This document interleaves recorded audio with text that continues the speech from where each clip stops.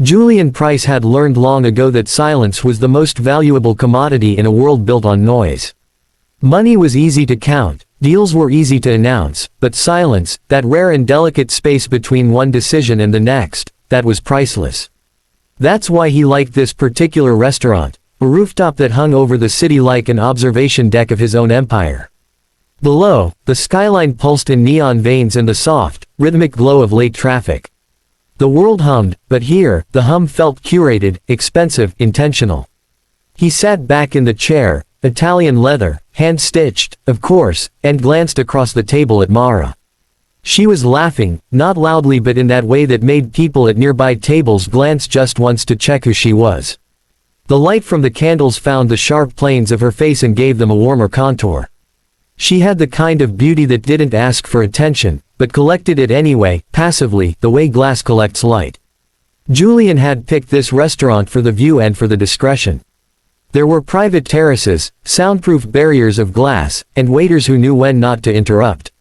He could conduct a merger here, or a breakup, or both in the same evening, and no one outside would ever know.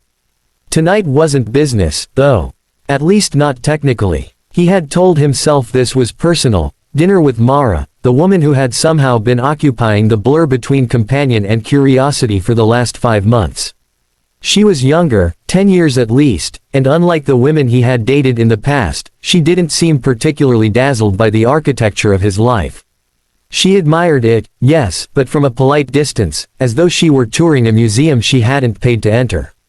"Are you even listening to me?" she teased, leaning forward, her fingers curling around the stem of her wineglass. "I'm listening," he said. It wasn't entirely true. He'd been listening, then drifted. That happened often, conversations dissolving into a fog while his mind tuned itself toward the next acquisition, the next press leak, the next move.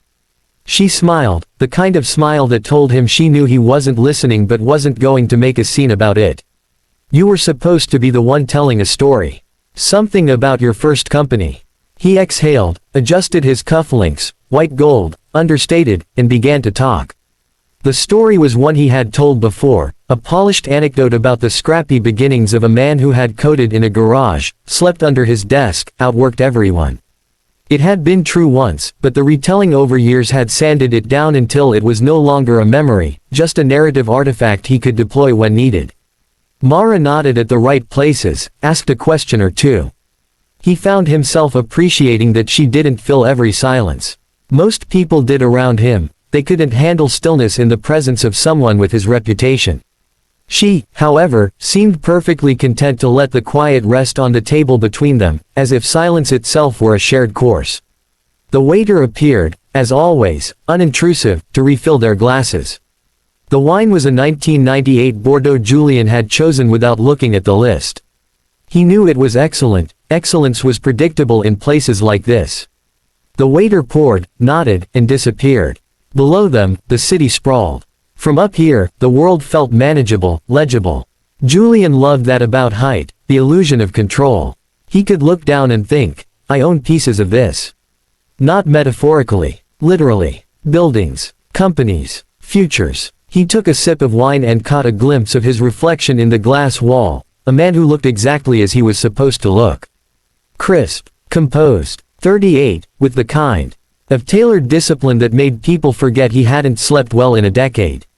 The media called him the architect of modern tech capitalism. His investors called him Price. His board called him the necessary evil. His therapist, whom he paid not to ask many questions, once called him a man who never loses except at being human. Mara reached across the table and touched his wrist lightly. "You drifted again," she said. He smiled faintly. "Just thinking about work. Always." She tilted her head, studying him. "You know, you could try pretending not to be thinking about work for one night. I'm here with you, aren't I?" "That's not the same thing," she said, but her tone wasn't accusing. It was observational, gentle.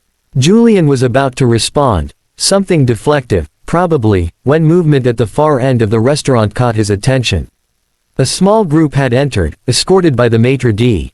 He noticed them only because the maitre d' bowed slightly lower than usual, a tell he'd learned from years of reading people. Important guests. Maybe another CEO, or a politician. Someone whose presence required choreography. He didn't care, not at first. Then he saw her. Claire. The name arrived in his mind before recognition had time to form fully. It was like hearing a song you haven't listened to in years and realizing, with a jolt, that you still remember every word. She was standing under one of the hanging lights, her hair gathered loosely at her neck, her hand resting, no, not resting, almost protectively, over the slight curve of her abdomen. Pregnant. For a moment, Julian thought he was mistaken. His mind, conditioned for analysis, searched for alternate explanations: posture, clothing, shadow. But the truth was clear even before logic caught up. She was unmistakably, radiantly, quietly pregnant. And she looked different. Not in the superficial sense. She had always been beautiful, though never in a way that competed with his world. Claire had an ease that defied the sharpness of his own life. She made rooms feel less like stages. But tonight, something in her presence seemed amplified, softened by the gravity of what she carried. Julian froze. The noise of the restaurant faded into a dull echo. He couldn't hear Mara speaking anymore, couldn't feel the chair beneath him. He just watched, in absolute stillness, as the woman who had once been his wife, the only person who had ever seen the unpolished version of him, moved through the room as if the past between them were just air. 3 years since the divorce. 3 years since they'd spoken beyond curt signatures and legal statements. He remembered the last conversation vividly, or maybe he remembered the silence after it more than the words themselves. There had been a storm that night, rain against the glass of their penthouse, and she had stood by the window saying, "You don't see me anymore, Julian." He'd answered with something clever, probably cruel. He always did when he was cornered. And now she was here, in the same restaurant, pregnant. He felt something that might have been panic, though he wasn't the type to admit to panic. His throat tightened, his chest did that strange constricting thing it hadn't done since the early days of their split, before he learned how to replace emotion with metrics. "Julian." Mara's voice cut through the haze. "What is it?" He blinked, realized he'd been staring. He turned back to her, forcing composure. "Nothing. I just thought I saw someone I know." Her eyes followed his, curiosity flickering. "Who?" "An old friend." The pause before friend was a betrayal he hoped she wouldn't notice. Mara leaned slightly to the side to look, her expression open and unbothered. "Do you want to say hi?" He almost laughed. Say hi. As if it were that simple. But she had already spotted Claire. "She's beautiful," Mara said. "Who is she?" Julian hesitated. Honesty seemed too dangerous, but lying felt absurd. "My ex-wife." The words felt heavy in his mouth, old metal dragged out of a drawer. Mara's eyebrows lifted slightly. Ah. There was no jealousy, just mild surprise. "She's expecting. So it seems," he said, too evenly. Something in Mara's gaze shifted, curiosity edged with a hint of compassion. "You okay?" Julian wanted to say yes. He wanted to shrug, to demonstrate the imperviousness that had carried him through boardroom wars and tabloid dissections. But his pulse had its own truth, fast and arrhythmic. He turned back toward Claire's table. She was talking to another woman, laughing. That laugh, soft, genuine, reached him like a memory filtered through distance. He felt an ache he couldn't quite name, something between nostalgia and loss, threaded with guilt. Claire's hand rested again on her belly, and the gesture undid him in a way nothing else could have. It was intimate, private, entirely her own. For the first time in a long while, Julian felt outside of something that mattered. He thought of all the times she'd told him she wanted children, how he deflected, postponed, negotiated her desire as if it were a line item on a quarterly report. "Not yet," he'd said, again and again. "Not until the timing's right." The timing had never been right, because he had always been busy conquering something. And now here she was, carrying the thing she'd once begged for, the thing he had denied her, with someone else. He didn't realize he'd stopped breathing until Mara's hand touched his again. "You don't have to pretend," she said softly.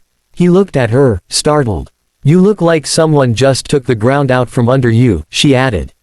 "You can say if it hurts." Julian managed a quiet exhale that was almost a laugh. "I don't hurt. He stopped. Words were a clumsy tool for this. He looked back toward Claire. The light had changed slightly as the sun dipped lower, and for a moment she looked almost otherworldly, calm, luminous. Around her, conversation and music blurred into background. She hadn't seen him yet. Or maybe she had and was pretending not to. Claire was capable of that kind of grace, the ability to let a moment breathe before claiming it. Julian remembered their first date, years ago, in a little book-lined cafe in Brooklyn before he was rich enough to have his own driver. She'd worn a faded blue dress and ordered coffee with cinnamon. He'd fallen for the way she looked directly at him when she listened, like he was saying something new, something worth hearing.